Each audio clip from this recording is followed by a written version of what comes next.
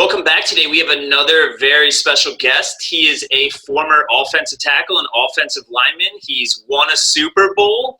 He's had a distinguished broadcasting career. Roman Oben, thanks for joining me today.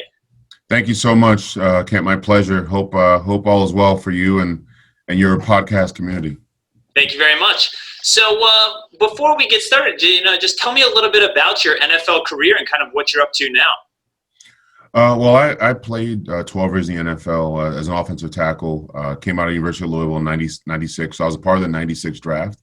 I was a third-round pick for the Giants, and that was the draft of Ray Lewis and John Ogden and Keyshawn Johnson was number one overall. And I think that's still the most successful draft for receivers, like in the last 25 years, the 96 draft. And so I played 4 years with the Giants, 2 in Cleveland. 2 in Tampa Bay. I was starting left tackle for the Buccaneers team in 2002 with John Gruden. And then ironically, I actually got traded in 2004 to the San Diego Chargers at the time as a part of the Eli Manning trade. So I played from 96 to 2008, 12 years as starting left tackle. And then moved back, live in New Jersey now. And just through diligence and hard work and all that. And I've kind of climbed up in ranks. And I work for the NFL league office now. I'm vice president of football operations, focusing on youth and high school strategy, football development initiatives, college outreach, those sort of things. That's awesome. So today, I know a big part of your success, on and off the field has been education. And you actually had an amazing quote in one of your interviews. You said that you took the necessary steps throughout your career so that you would be in the best position possible to make as many good decisions as you could when football was over. So, I know you got your master's degree while you were playing with the Giants. Tell me what it was like playing and going to school at the same time and kind of how you juggled both. Well, at University of Louisville, I was a fifth-year senior, and so I was in grad school my last year there.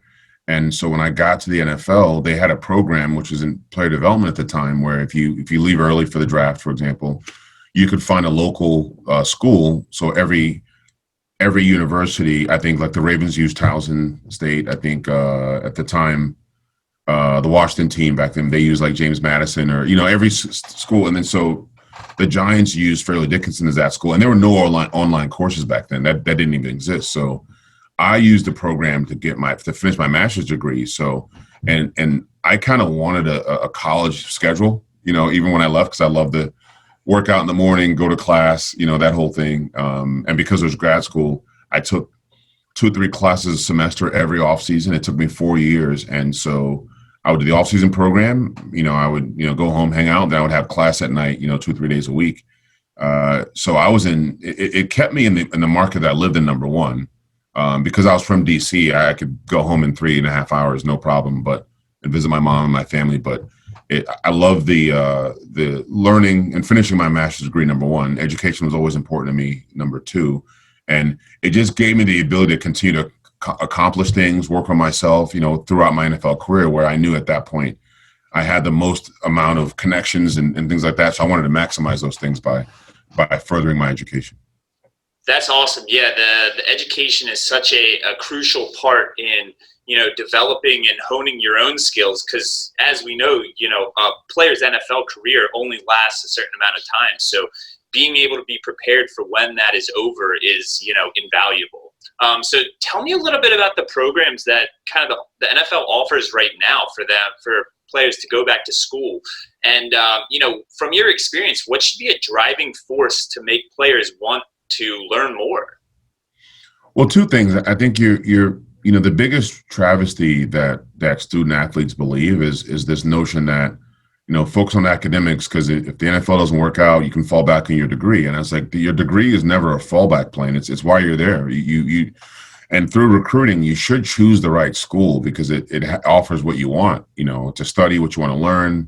Obviously, you want to play in bowl games, win a national championship if you can, but like you're there to go to school. So I think players sometimes, your senior year, you got 4 or 5 credits to go, but then you got to travel to train in LA for the combines, and you kind of blow off that spring semester. And so a lot of guys just want to finish school just to have that degree on the wall. I mean, you still have a lot of players I'm lucky that my mom and I have a lot of educated people in my family with college degrees and stuff, but like you still have a lot of guys that were first time in their family to go to college. So, a lot of players just want that degree completion. And you see a lot of stories where it could be guys 10 years later or whatever, just go back and get their degree. So I thought it was important to me, obviously, to get a master's degree. My mom has an MBA, and so I said, all right, well, at least I got to get my master's degree. But the NFL and now through the Players Trust and some of the programs that are available have funding for players that want to finish school or finish their degree or take points towards their MBA, because as you know, when you're not on scholarship anymore, college is really expensive. And so, but it also shows that the NFL and the NFLPA and all the entities that support, Player Care Foundation, for example, they care about the life of the player, not just the football part. Because again, the football part can last, 2, 5, 10 years, 12 years. Luckily for me, it lasts a long time. But the football part isn't guaranteed. But the life of your career, that's something you can actually control. How well you're educated. So that's if you're more educated about driving safety, whatever that is, you're more likely to make better decisions. But if you're more educated broadly about your area of interest, you're more likely to choose the best path about what makes sense for you when football's over, when sports is over. Yeah, I mean, that's such a great point. That's why with our firm, we make sure our clients, whether they're a player or just an individual or a business owner, we make sure that they're educated about what they have and about the options that are available, because, the knowledge on knowing what you have is so important. Because I talk to a lot of players and they say, I don't even know what investments I have, and that doesn't support true growth and true success. So that's very important. So, a big issue when you're a player, you come out of college and you start playing in the NFL, and you miss that beginning chunk of your career cycle. You said in one of your interviews that you had the feeling that you missed a career life cycle. Tell me about how you overcame that feeling and how you turned it into an actionable force. Well, one of my actually my college roommate and best friend, I'll have to give him a big shout out. Chad E. Walker. You have to say the E. Is his middle initial. Chad E. Walker. He's the corporate secretary, general counsel for Morton Salt in Chicago. And so, we were college roommates, and I always it's funny. He probably lived vicariously through me playing in the NFL, but I lived vicariously through him in graduating from undergrad. We were roommates, as I indicated, going to law school, getting that first firm job, getting an attorney, becoming an attorney at like 26, 27.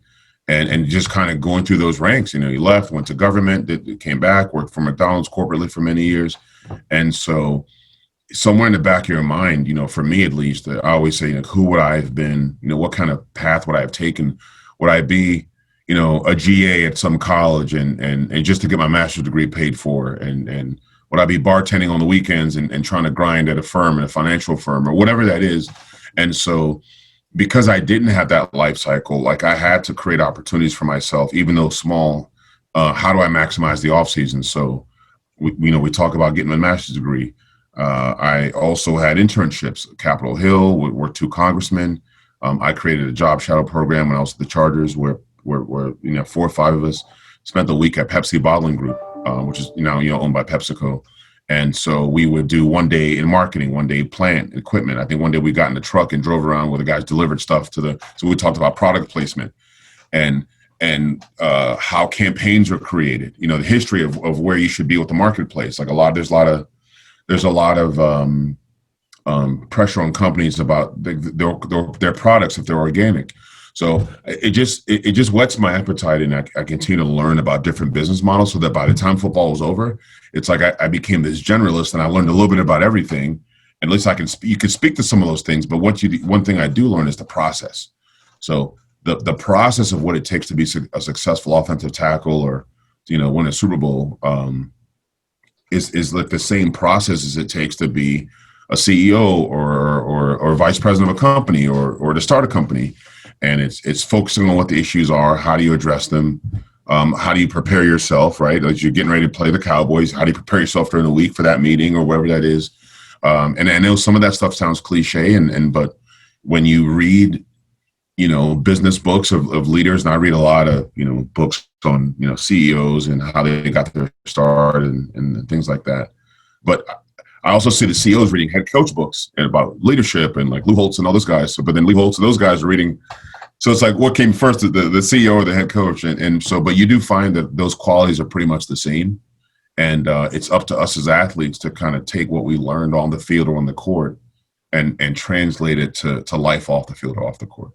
Yeah, I mean, that's so true, because it sounds like you didn't really waste much of your playing years, falling behind per se. When I came into the industry, the first 6 years of my career, I was learning all those things myself, leadership skills, the education piece to the actual career I'm in. So, it's not like you took actually those 6 years off, because it's a tough feeling when you miss that amount of time and you say, if I had started as, say, a lawyer, 10 years ago, think about where I would be now. So having that feeling where you're falling behind it's really tough. I felt that way in school. If you miss a couple days because you're sick, you kind of feel like you're in a hole, and it's really hard to kind of climb out of that hole. But it sounds like you were doing the right things in the off season, and you were reading the right books. I'm a big believer in reading books. That there's a wealth of information there. You just have to take a few minutes to sit down and read a few pages every day. And every time I read a book, a little light goes off, and I said, I never even thought about that. So you actually learn so much by reading. I'm a big believer in reading, so I like that. And then that kind of leads me into my last question is, how did you begin to start thinking about your post-playing career? You mentioned that you were doing all these active steps. You were taking internships. You were working, like you said, at Capitol Hill. And, what would be some tips that you have for players to make that a smoother transition when they are finished with the NFL? Yeah. I think that the biggest piece of advice I got was actually his name was Stacey Robinson. He's deceased, rest his soul back in 2012. He was I think head of, player development player programs at the NFLPA, and was really a mentor of mine. And one thing Stacey always said to me was like, sometimes it's okay to understand what you don't want to do when football's over.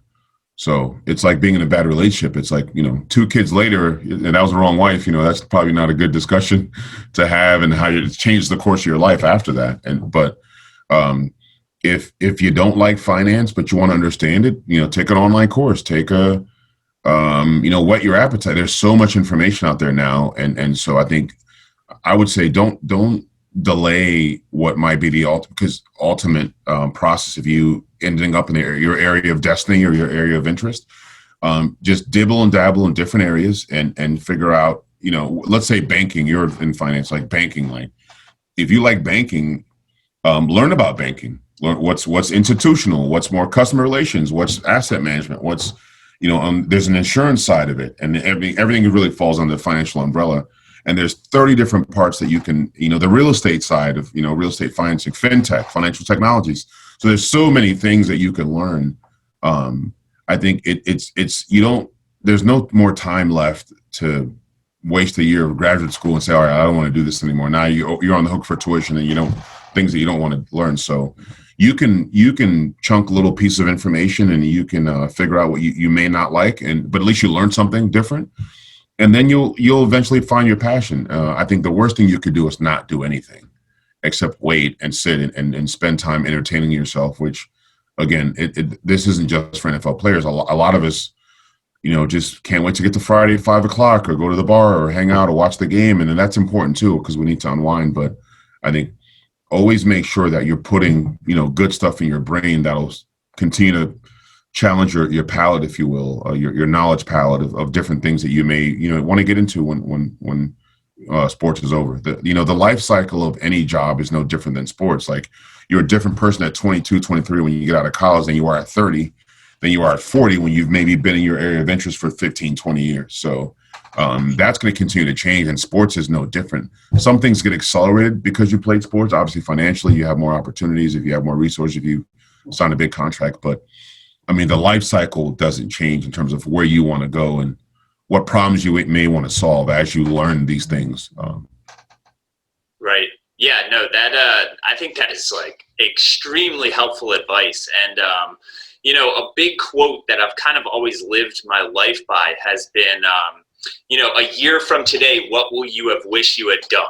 Right. So thinking about, when you talk about the education piece and learning about all these different areas, say in finance, a year from today, will you have wished you started looking up this or looking up that, or kind of doing more research on certain topics? Because let's be honest, time flies. I mean, the days are long, but the years are short. So all of a sudden a year can go by and you say, wow, I haven't really progressed all that much in any field because I didn't really take the time. I always said, I'm going to do it tomorrow. I'm going to do it tomorrow. And tomorrow comes and goes very, very quickly. So, I like that in terms of taking a look at the different areas, and especially eliminating what you don't want to do. That is a big thing that I was always told my whole life as well. And throughout, high school, college, I kind of looked at all the different areas that careers go and say, I don't want to do this, I don't want to do that. And that kind of led me to where I want to be instead of saying, I want to find what I want to do. It was like, once I eliminated all the things I didn't want to do, it made it much clearer to me. Right. Absolutely. Absolutely. So I think that is also great advice. And something I like to ask people at the end of our interviews, knowing what you know now, what would you have told your former self coming into the NFL? What would be a piece of advice you would give yourself? I probably would have doubled down or quadrupled down on just like real estate and distressed areas. And I would have probably done a lot more in that regard before it became a popular thing to do. Just learning how to have that vision about like real estate, land development. I think that's something I totally missed on. I got into one deal, it just didn't work out at all. And then like 10 years later, I see like Washington Nationals rebuild this whole area of DC. And I was like, oh man. So I think that's something that I always have had a kind of an interest in, but like you do one bad deal, it kind of turns you off. And but again, I think on the real estate side, definitely, because that's generational wealth. That's now your people are finding deals in the middle of the country and places that people won't go because the market, the spreads are still as good as they were 20 years ago in those areas. And then 20 years from now, those areas will be where, DC, Baltimore, those kind of areas, Chicago, all those urban cities that have like kind of improved themselves, from a real estate standpoint. But otherwise, you just got to just continue to understand what you don't know and continue to admit you don't know everything. And I would have always loved to be more creative. I was an econ major in college, but like I learned things the old way. Yeah. So when Excel changed, then PowerPoint changed, and people were doing pivot tables and all that. And like, I'm still stuck in this 90s knowledge with certain things. So I can do some basic stuff, but I wish I was a little more creative with like the technologies and some of the technologies that create more efficiencies for people. So there's still time though. And I've explored a lot of different ways to learn different things now, but then as you get older, like you only need to, you kind of settle into this. I only need to know what I need to know for my role and my job. And then that job changes and like, well, you don't know this, so you're not as prepared. So I still try to read and learn and understand where the football business, the sports business and the landscape is going so that I can prepare myself for what the future looks like, honestly. Yeah, definitely. And another one is, I've always been told you don't have to know everything. You just have to know somebody that knows the answer to what you don't know. So, absolutely. Having a good team around you is going to be beneficial. It's impossible to know everything. Back at the old firm I used to work at, they sold life insurance and annuities and retirement plans, and it's like I wanted to only focus on kind of the individual and the individual business owner and kind of their families. I didn't want to do insurance. I didn't want to do annuities. So, once you hone in on what you really know, you're able to get very good at it, like being an offensive tackle, offensive lineman. You don't have to worry about knowing all the schemes for the quarterback or the running back. You're able to kind of hone your craft and be really good at what you do. And then outside of that, you have a team that says, this person's great at insurance. They know everything about insurance, and you can send them that way. So that's kind of how I view that. So I want to take that and say thank you for your time today, Roman. I think this has been a huge help, and I think that there are a lot of key points that the younger players can take away from this and kind of help themselves become educated and grow. So thank you for your time today, and I look forward to staying in touch. No, my pleasure. Thanks again for having me on, and I hope I gave you guys some nuggets for your viewers, and really appreciate it again. Thank you.